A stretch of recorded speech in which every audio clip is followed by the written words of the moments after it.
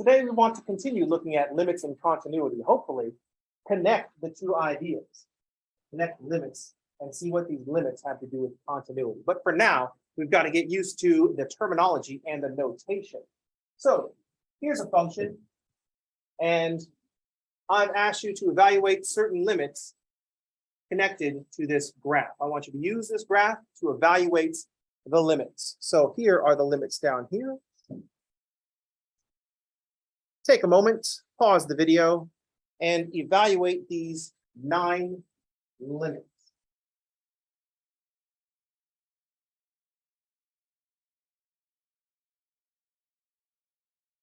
Welcome back. All right, so we want to calculate some limits, and we have one-sided limits and some two-sided limits.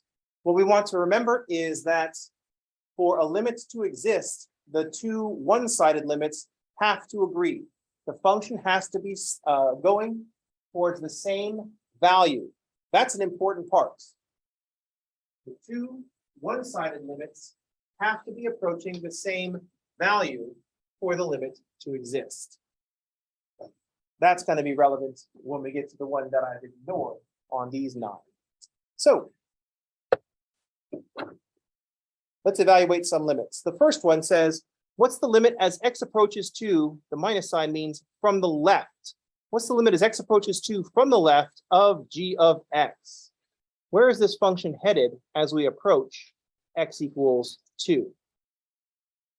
1.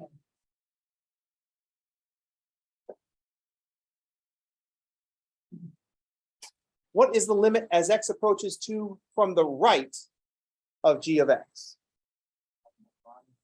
Also 1. So the two one-sided limits agree. The function is headed towards 1. So what can we say is the limit of g of x as x approaches 2? Also 1. When the two one-sided limits agree, that will be the limit, the two-sided limit. Based on the law of mathematical opposite examples, you know that something is different. Something different is going to happen on the next one. What is the limit as x approaches 4 from the left? So we're headed towards 3.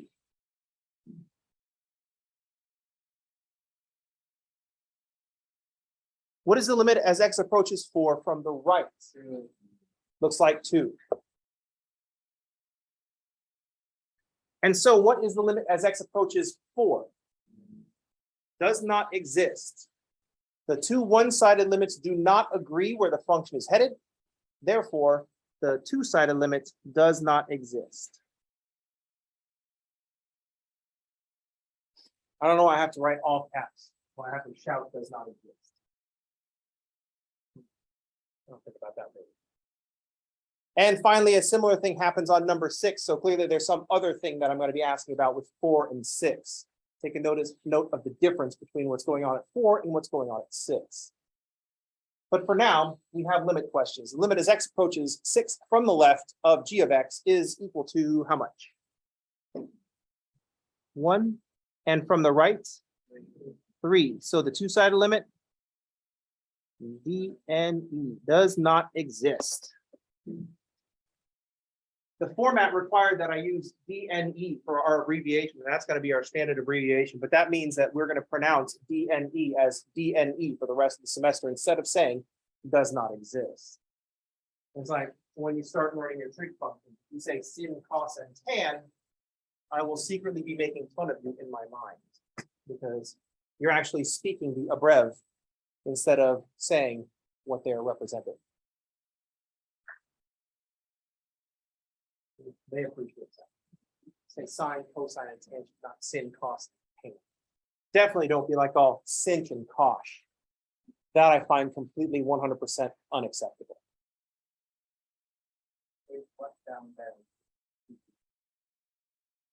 Yeah. That actually is a personal thing. So later on, when we start studying hyperbolic trig functions, just don't say sinh and cosh in front of me. Say hyperbolic sine and hyperbolic cosine. And it's kind of like secretly roll your eyes and go, Leach is so pedantic. But like when you're talking amongst yourselves, go ahead and be like all cinch and posh. Heck, amongst yourselves, be like sin, cos, and tan. I don't know, maybe that's what the cool kids are doing. I don't get to know that because I can't be one of the cool kids because I'm the friggin' teacher. That's not how this works. That's not how any of this works. So we've got an idea from this graph where things are headed. That's our intuitive idea about what a limit is. We have this extra fact, if the two one-sided limits don't agree, then the limit does not exist. The two-sided limit does not exist. Here's some thought like that. This is always hard, like having classes in this building, because other classes sound way more fun than this one. They'll be like laughing and clapping. It's like, oh, we brought snacks. And then meanwhile, you're all stuck in here. I'm like, oh, math, math, math, blah, blah, blah. These are the verbal components for the sleep spell. The only reason not everybody falls asleep is that collectively you have more than about 20 people. So for my smaller classes, it's pretty awesome. I just start doing this. It ends up triggering a sleep spell on the entire class. Everybody falls asleep and I can go refill my coffee. So let's ask some follow-up questions connected to continuity. So down here, we know that the limit as x approaches 2 of g of x is equal to 1, but what is the value of g of 2? What's the actual value of the function when x is equal to 2?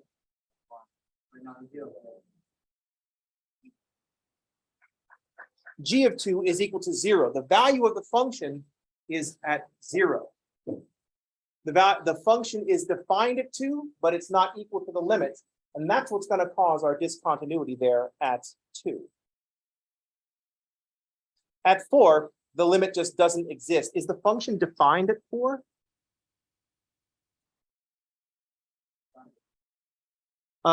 It's not defined. It doesn't look defined down here, but if we plug in 4, we have this spot filled in. So we'll say g of 4 is equal to 3. So the filled in dot is going to represent this one. The open circle is going to represent not that one. And what about g of 6? G of 6 is 2. This is an unfortunate choice on my part. I'm not just taking the average of 1 and 3. That's actually just where the spot is. It has nothing to do with the 1 and the 3. So g of 6 is defined, and it's at 2. Any questions?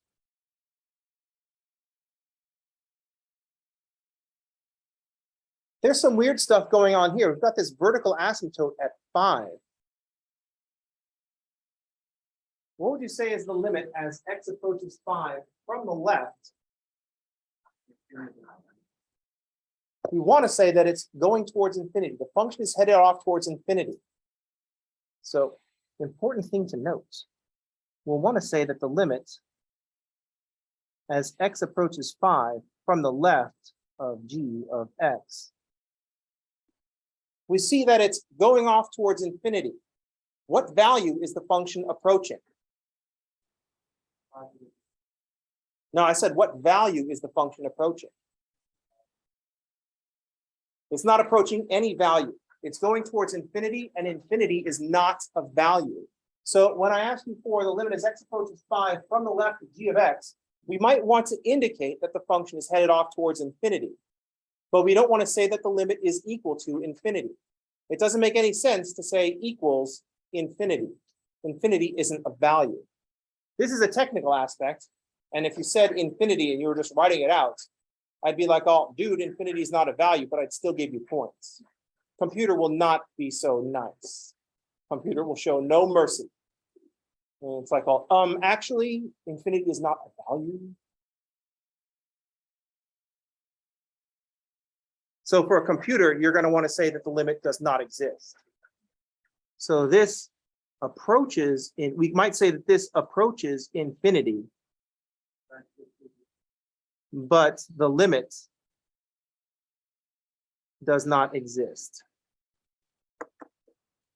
In the beginning, it's important to make these kinds of distinctions. Later on, when you're off in Calc 3 or you've finished all your calculus classes, you're a math major, you're talking with other math majors, you might write casually, limit as x approaches 5 from the left of g of x equals infinity. And everybody will know what you're talking about. It's like, oh, you're just being You're just being casual about your notation, and that's fine because everybody knows what you're talking about. But right now, since y'all are noobs, you don't get to do that. After you finish your calculus classes, you be all equals infinity. But until then, it means you don't know what you're talking about. That's called a Bull Durham style movie. But no one's seen that movie, so that's a waste of time. Ostensibly, it's about baseball, but it has bigger themes. So we're going to want to say that the limit is approached as x approaches 5 from the left of g of x approaches infinity and not equals infinity. The limit doesn't exist. We might similarly say that the limit as x approaches 5 from the right of g of x approaches negative infinity, but the limit doesn't exist. So the correct answer is does not exist.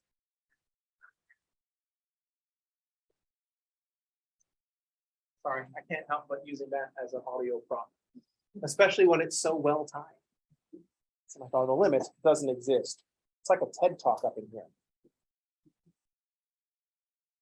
One of those little microphones.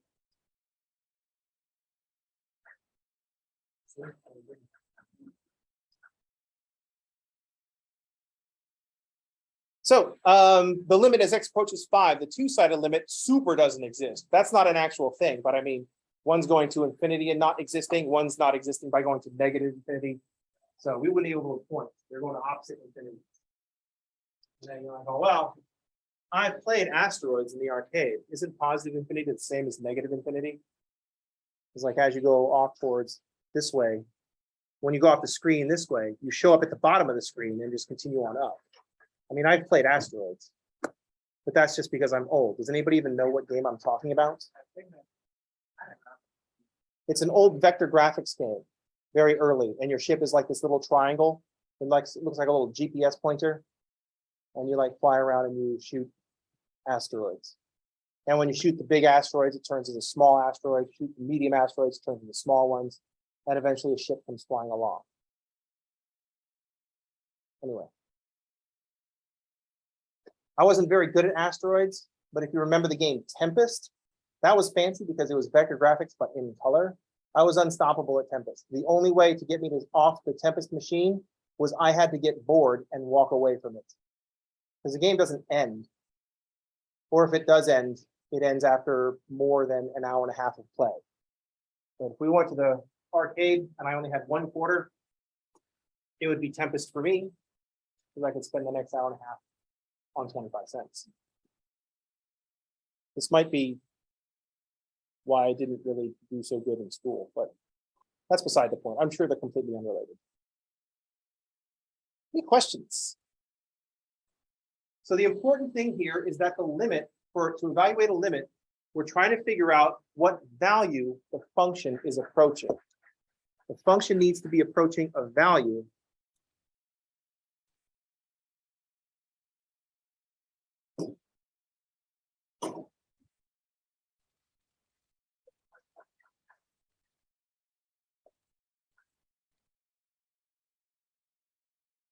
the limit is the value the function is approaching.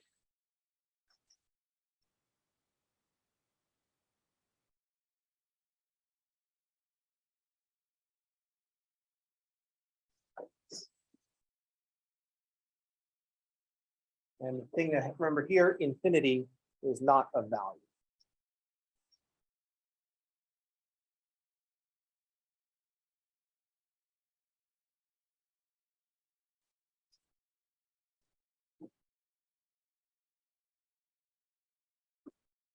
By making these two statements, this is an attempt at writing plus or minus.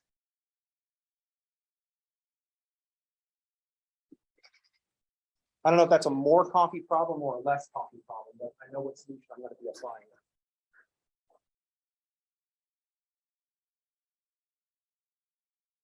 So in this case, I'm using the word value to represent real number. Infinity is not a real number, but I'm going to use the word value because habits built up over decades.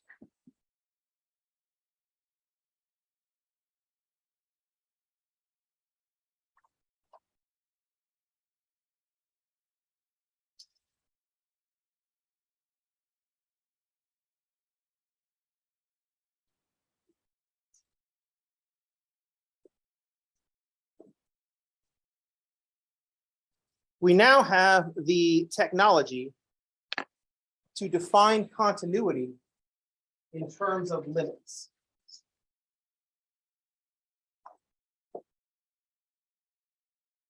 Let's define it this way. A function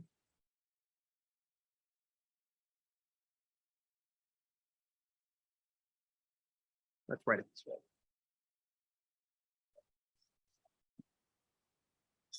Suppose we have a function. We're going to define continuity at a point.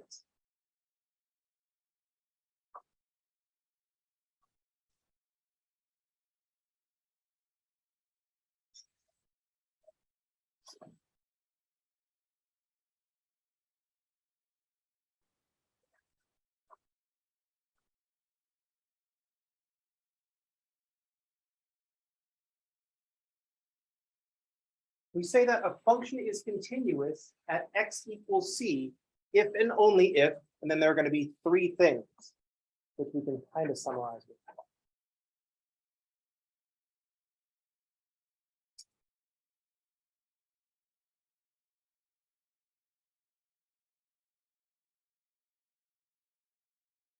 One, the function must be defined.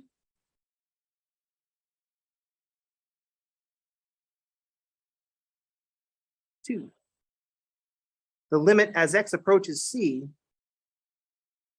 of f of x exists.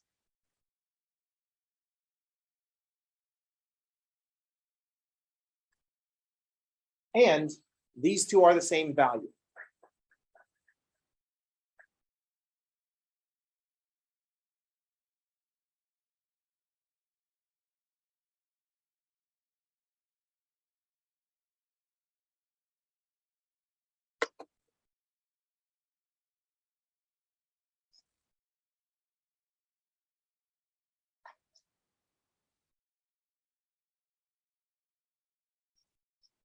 This is what it means for a function to be continuous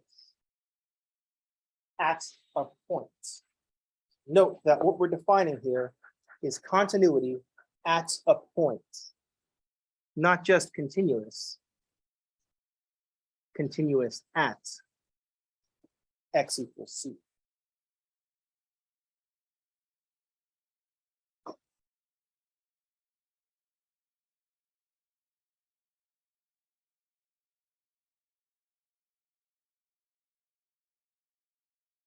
A function is said to be continuous on an interval if it is continuous at every point in that interval.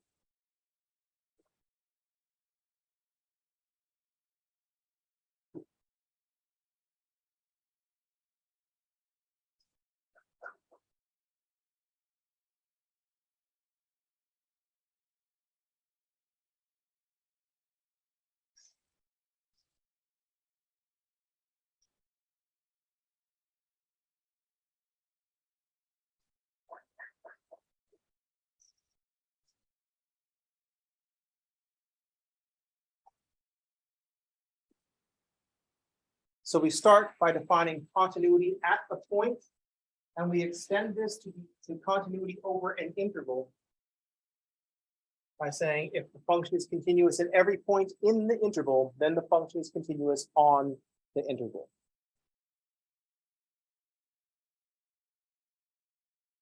This interval could be all real numbers, at which point we'll say that the function is continuous everywhere.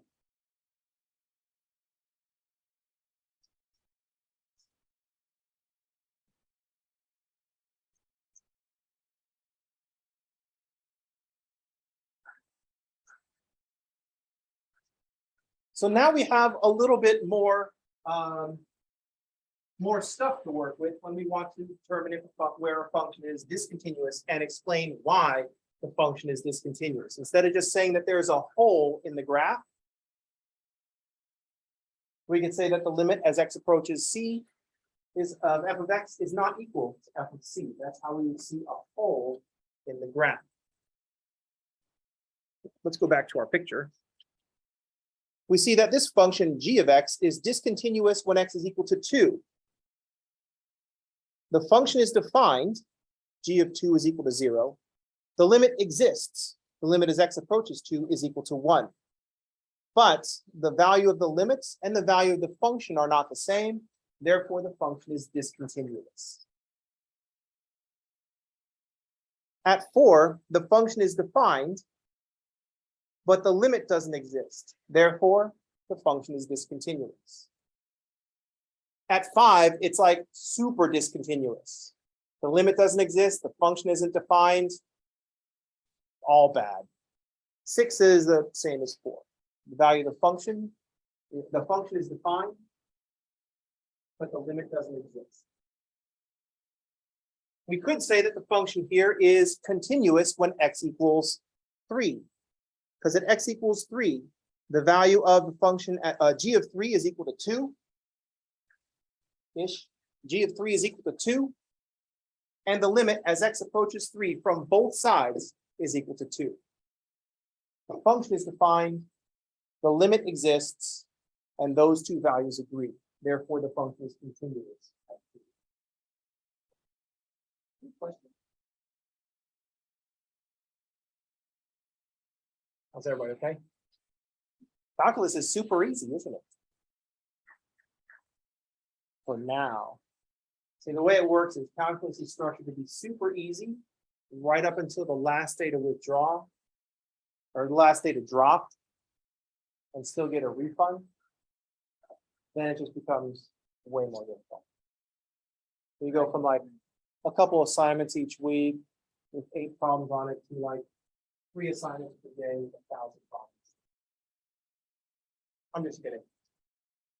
It's 100 problems each. 1,000 would be insane. I'm just kidding. It's always easy.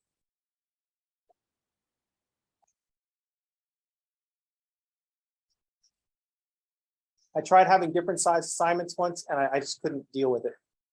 It was really bothering me. For some reason, it's fine that the quizzes are going to have different values. I don't know why that's okay, but the homeworks, it's not.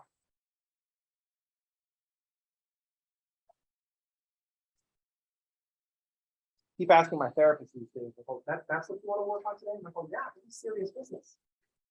I've been teaching like this for so long, I don't understand it.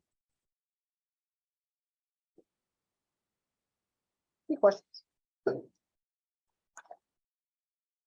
that's the connection between limits and continuity. We rely on our intuitive idea of a limit to define continuity.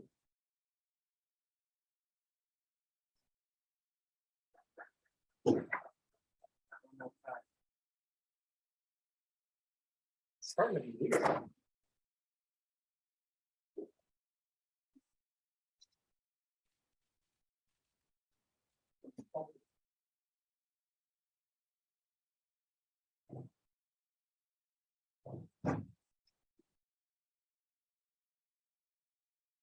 It's weird that way. So if you happen to be architects and you're building a school, don't put classroom doors directly facing each other, because then you can't have the doors open. Because the sound just goes like, I mean, this is how sound works. You'd think that an architect might know that kind of thing. From now, it has to all line up.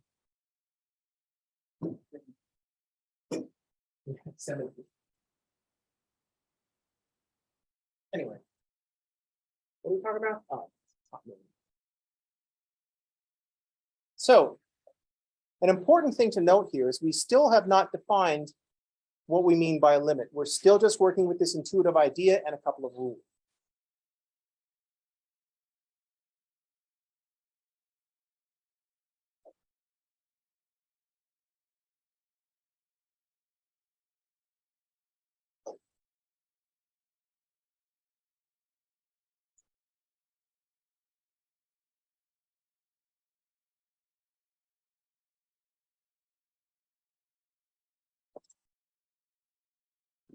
We still have not defined what we mean by a limit.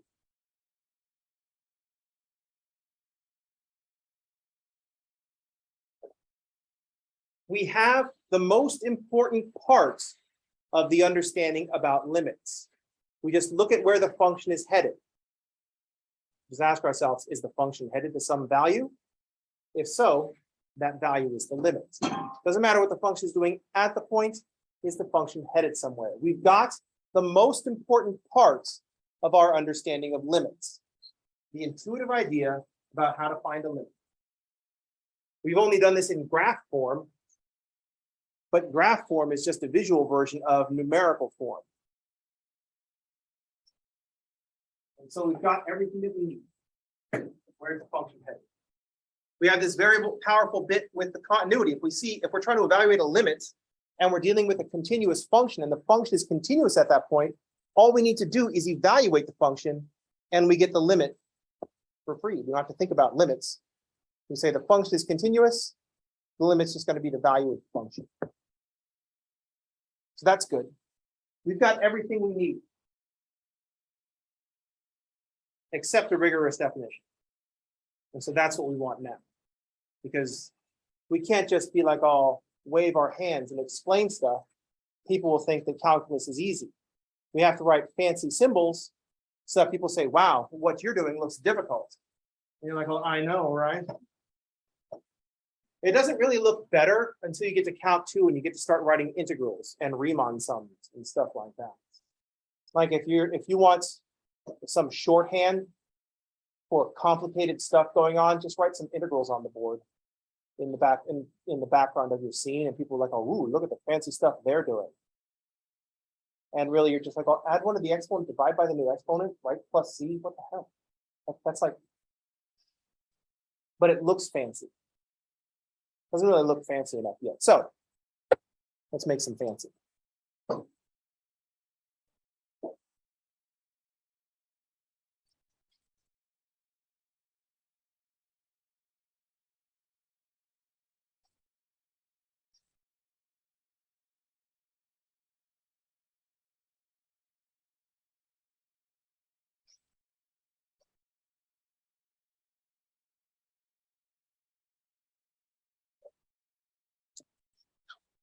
You know, it's serious when we write if and only if.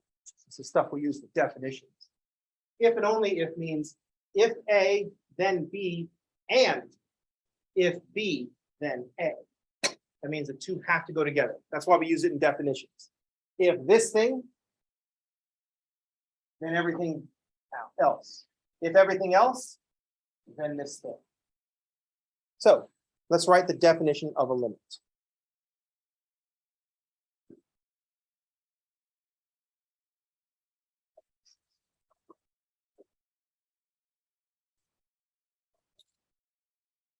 So that backwards 3 is the way that I happen to write lowercase epsilon.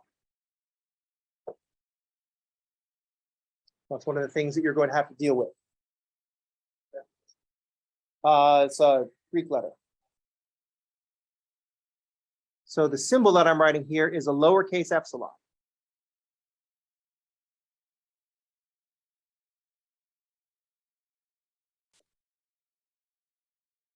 You actually write Greek, you might be thinking, no, that's not. It's the way that I write it. So that's what we have to deal with. For every epsilon greater than 0, there is delta greater than 0.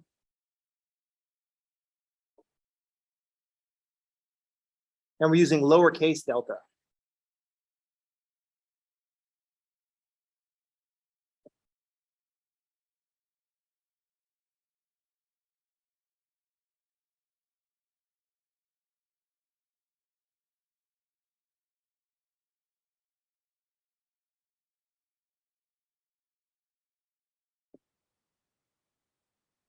Every epsilon greater than 0, there is some delta greater than 0. So for every positive epsilon, there is also a positive delta, such that absolute value of x minus c is less than delta. This says x is within delta units of c.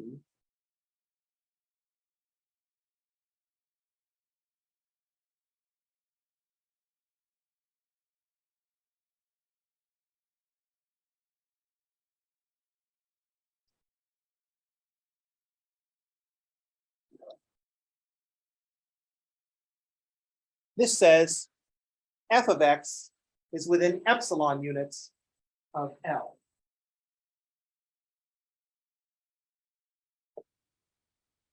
For every epsilon, for every positive epsilon, there is a positive delta, such that whenever x is within delta units of c, f of x will be within epsilon units of L.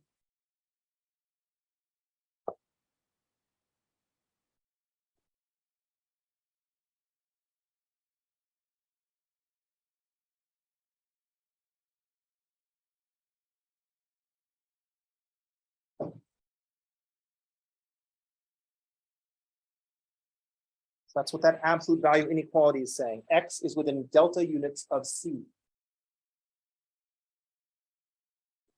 Then this absolute value inequality says f of x is within epsilon units of L.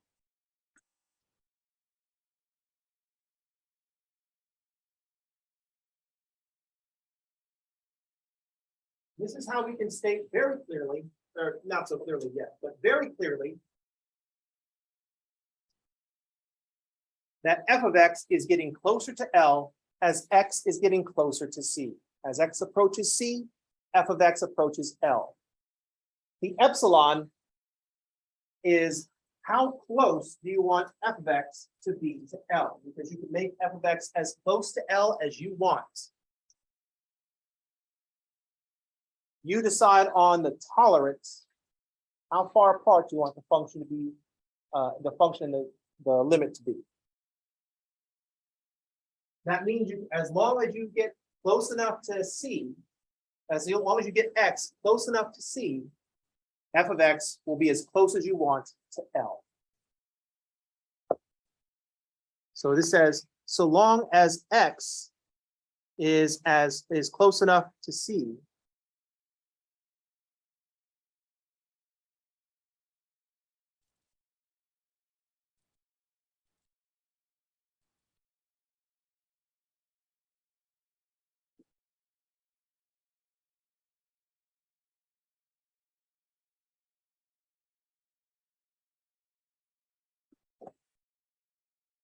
if x is close enough to C, we can make f of x as close as we want to L. As close as we want, this is the epsilon.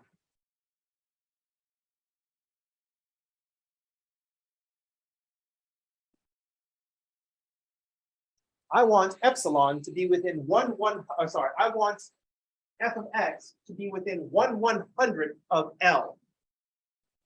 Then we look at the graph and say, well, that means that x will have to be within 5/1000ths of C.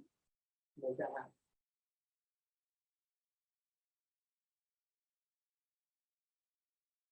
So think of epsilon as the required tolerance.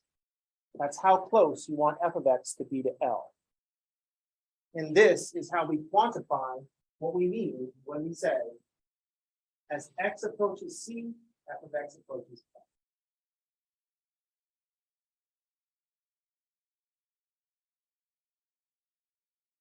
L. Any questions?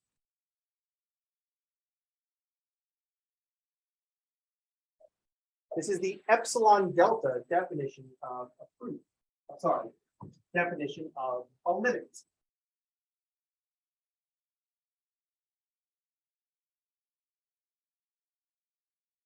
This is what we would need if we were going to walk into math court and math judge Judy was going to be judging what we said. That's where we need this kind of definition level stuff. If we just need to get through homework, all we need is an understanding of what a limit is. Where's the function heading? But if you try to bring that before a math judge, they'll be like, oh, well, what do you mean by that? And then you'll be like, oh, good, you want the definition, don't you? And then math judge is going to be really mean to you. You know what I mean? Like if you walk in front of Judge Judy and you are unprepared, then she is going to make fun of you on the show, because that's how the show works. Note, for the most part,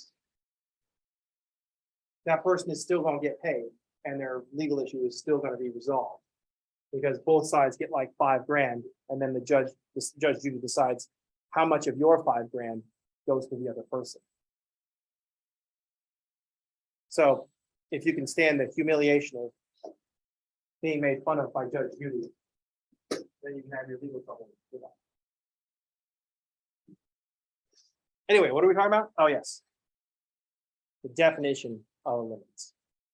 You should be able to write down the definition of limits and then explain it. But right now, all I want is be able to write this down. That's the first level.